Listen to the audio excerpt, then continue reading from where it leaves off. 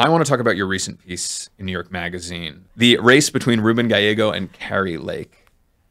What did you find when you went there? What was the story of that race? What are the stakes of that race? Tell us about that. Well, I love Arizona, first of all. You're a big Arizona fan. I love the American West in general. Interesting. I think on like some deep molecular level, Americans have an urge to go west. They do. And famously. Yeah, famously. We love it. We love going west. So I love it there. It's fascinating. She is sort of this proxy for Donald Trump. She is attempting to cast Gallego as a proxy for Joe Biden, and in many ways he is. He's sort of a low-profile Democratic member of Congress who votes, as most of them do, along party lines. There's not a lot of daylight between him and the president. And she's now in quite a predicament. The day that our story published, this blow up about abortion in that state occurred. Right. So it was sort of mostly a story about the border and border policy and their respective positions on the border. And already that felt like it was a microcosm of the national election, right? This is ground zero for the election fraud, according to Kari Lake and according to supporters of Donald Trump.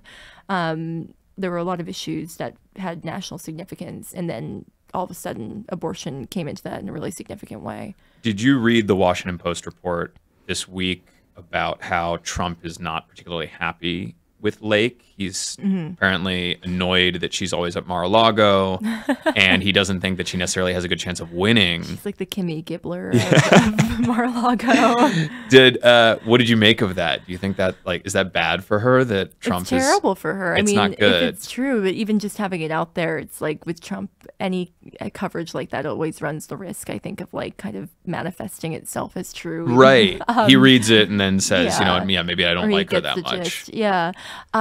I think it's terrible for her. I mean, her entire pitch is that basically, if you elect me, I'll be there in the Senate to make sure that Donald Trump gets to be his most Donald Trump. He gets to govern in the most Donald Trump way possible. So you have Trump campaigning, promising this sort of remarkable expansion of executive authority, right? He wants to make the Justice Department less independent.